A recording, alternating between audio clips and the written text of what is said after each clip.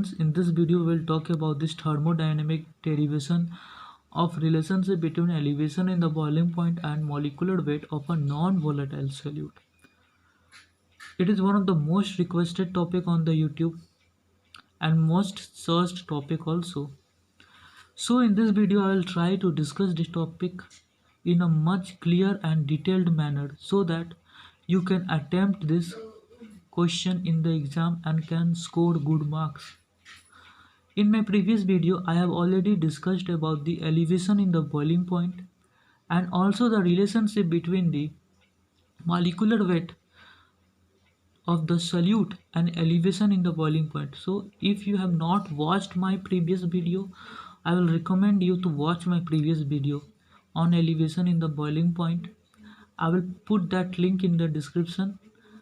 So I will recommend you to watch first my previous video about elevation and boiling point, then come to this video so that it will be very easier for you to understand this topic. Actually this topic is not very hard, so let us try to understand the topic and let us try to score good marks. Okay, so without any delay let us start. So friends, as you are seeing here, I have drawn a curve, that is the vapor pressure temperature curve for the solvent and the solution. Okay, this horizontal dotted line, as you can see here above, it represents the external pressure. Okay, and it cuts the solvent. This is the curve for the solvent, AB curve, and this CD curve is for the solution, and this horizontal line cuts the AB curve, that is the solvent one, and also cuts this CD curve, that is the solution one. Okay, at the point E and F corresponding to the temperature T0 and Ts. Okay, then by definition we know that T0 is the boiling point of the pure solvent. Okay, T0 is the boiling point of the pure solvent and Ts is the boiling point of the solution. So what will be the elevation in the boiling point? That is delta Tb will be equals to Ts minus T0. It will be something like this. Okay, Ts minus T0. This we have already discussed in my previous video. Okay, so now we know that the relationship between the elevation in the boiling point and the concentration of the solution can be easily obtained from the Clapeyron equation and the Raoult's law to different conditions. Let us see how. We know that the Clausius-Clapeyron equation,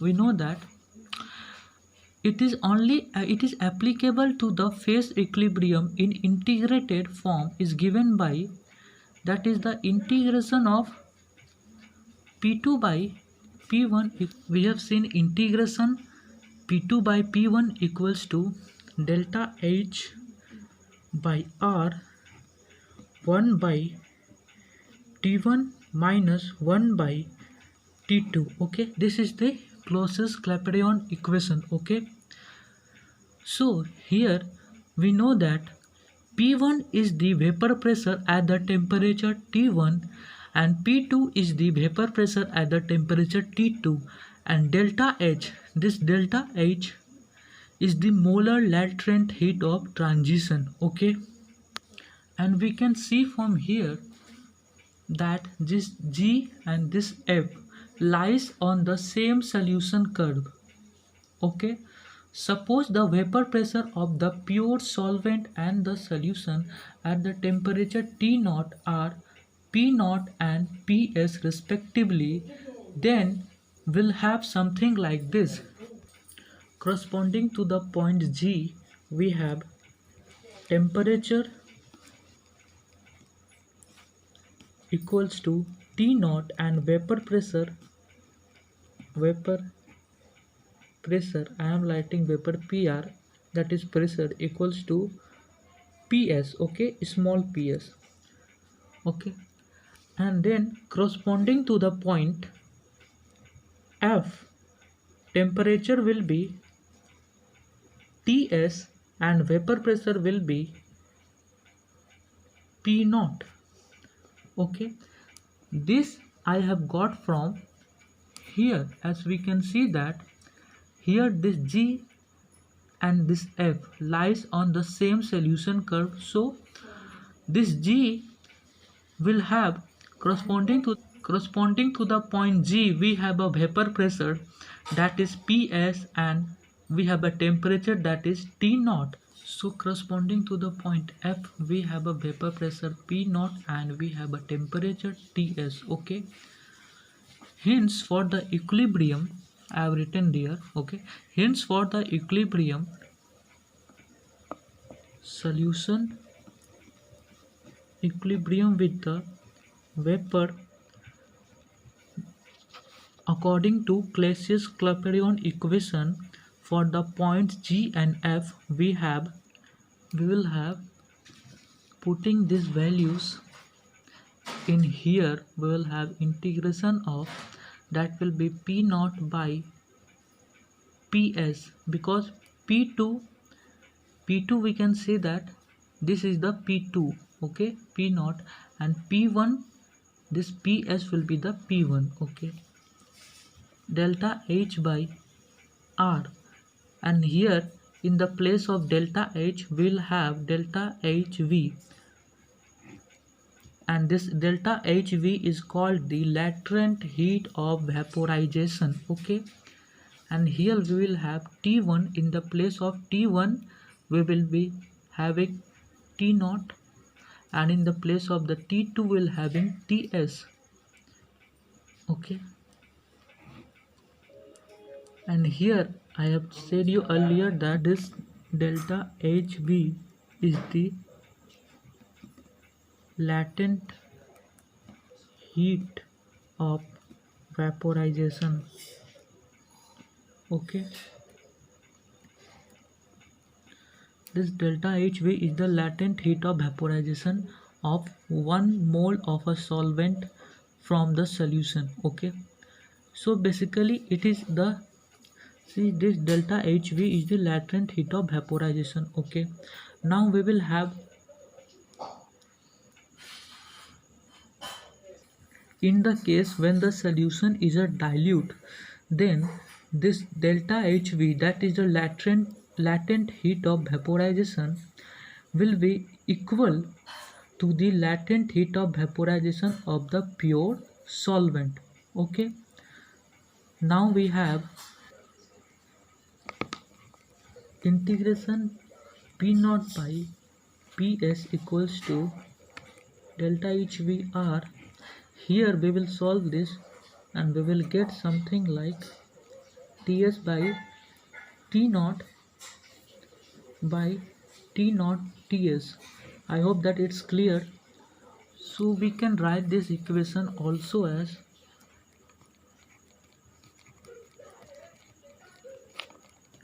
delta HV by R. Here this Ts minus T naught, that will be equals to delta TB, okay, and this will be same. This is because I have shown you here, I have shown you earlier that here we have seen that this delta TB, that will be the elevation in the boiling point and it will be equal to Ts minus T naught.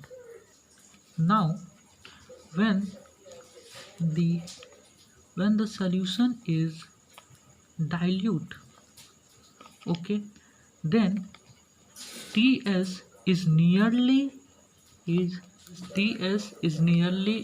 equal to T naught, okay, and hence this equation can be written as integration P naught by Ps equals to delta HV by R delta TB by T naught square, okay. I hope that it's clear, where Ts is nearly equal to T naught, okay.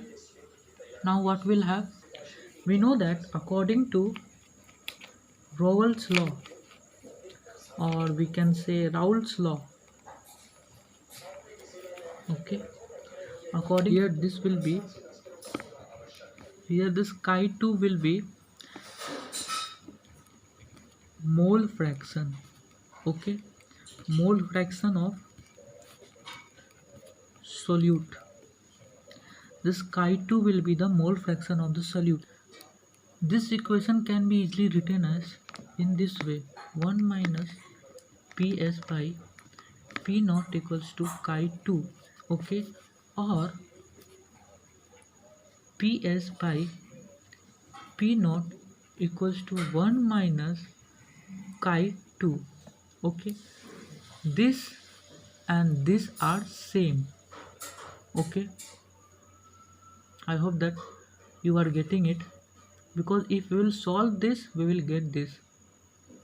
And what we have done here, we have just put this one, shifted this one from this side towards this side. Okay, now upon integration of this term, we'll have something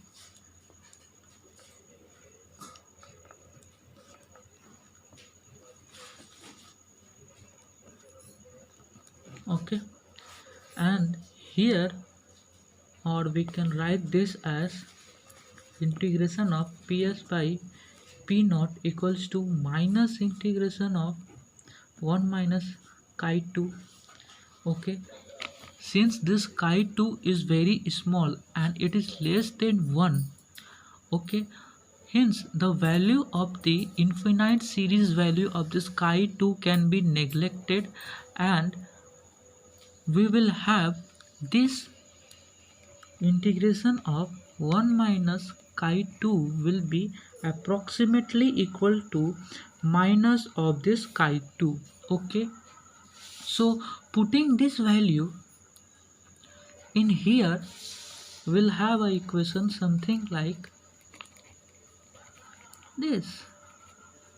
Here there will be chi2, because here is minus, here minus, this minus will be cancelled, where will chi2.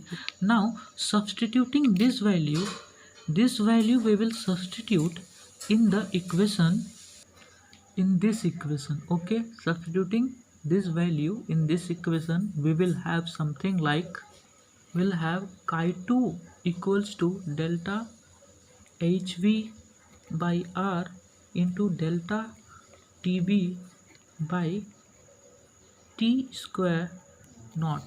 Okay, I hope that it's quite clear to you. Now from here, delta tb, that is the elevation in the boiling point, will be equal to r t square naught chi2 by delta hv. Okay, I hope that it's clear to you. In normal practice, the elevation in the boiling point is not expressed in the concentration term, but it will be expressed in the molality term. So if N2 mole of a solute are dissolved in N1 mole of a solvent, the mole fraction of the solute, that is the chi2 in the solution, will be, this chi2 will be equals to N2 by N1 plus N2.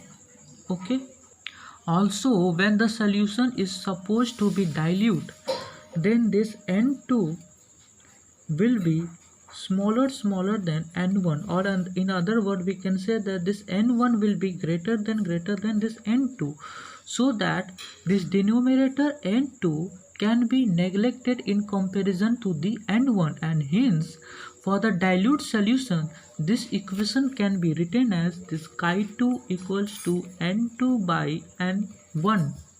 Now, if W2 gram of a solute is dissolved in W1 gram of a solvent, and M2 and M1 are the molecular weight of the solute and solvent respectively, then we'll have N2 equals to W2 by M2 and N1 equals to W1 by M1. Now we will put this value of N2 and this N1 in this equation. So we will have chi2 equals to W2 by m2 by w1 by m1, or we can write it as w2 into m1 by w1 into m2. Okay, now putting this value of the chi2 in the equation, in this equation, okay, in this equation we'll put the value of the chi2. Okay, so we will have this delta TB, that is the elevation in the boiling point, will be equals to T square naught W2 M1 by delta HV into W1 into M2. Okay, we can also write this like this, where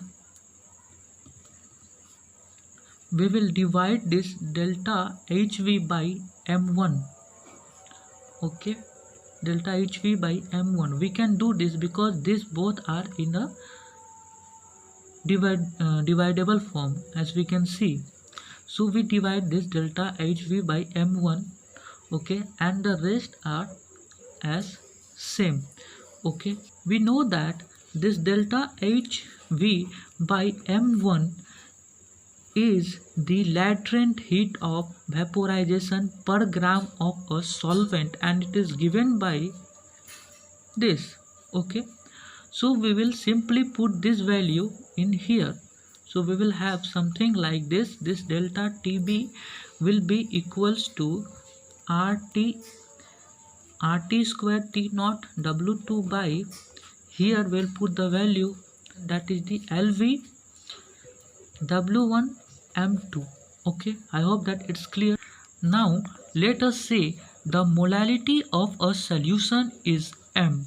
Thus M mole of a solute are dissolved in 1000 gram of a solvent. We can write this as W2 by M2 equals to M, that is the molarity, and W1 will be equals to 1000.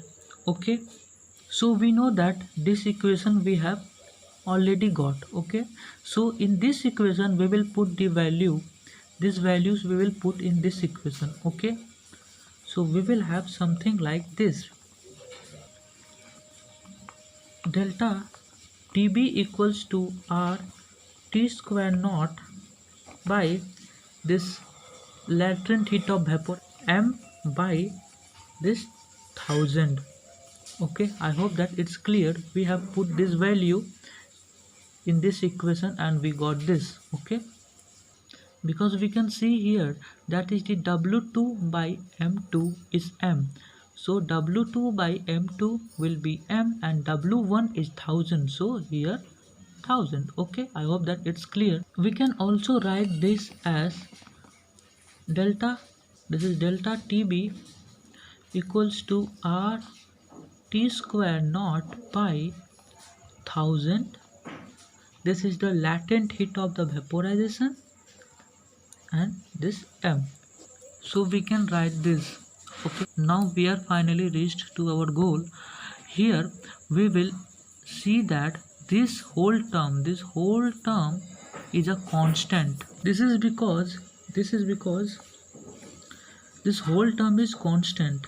This is because this R, this latent heat of vaporization, and this T naught, this all are constant. Okay, and as a result this whole term will be constant. Okay, and we can denote, so we can denote this constant term as KB.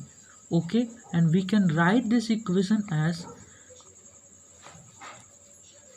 delta TB equals to KB into M. Okay, and this KB is termed as the ebullioscopic constant. Ebullioscopic constant. Okay, and its value R2, its value will be R T square naught by 1000. Now if the molality this is equals to 1, then what we will have this delta TB, that is the elevation in the boiling point, equals to this ebullioscopic constant. Okay, so here we have the thermodynamic derivation where we have derived this ebullioscopic constant, how it is coming from. And here we can see that if molarity is 1, then this elevation in the boiling point will be equal to the molar elevation constant, that is termed as the ebullioscopic constant. Okay, so here we end this topic. I hope that this video lecture is quite helpful to you, and if you practice this to some extent, then I'm sure that you will be able to attempt this question and can score good marks. Thank you. Please like and subscribe my channel. I'm sorry that this video is quite lengthy because I need to make you understand, because these questions are very important. Thank you. Please like and subscribe.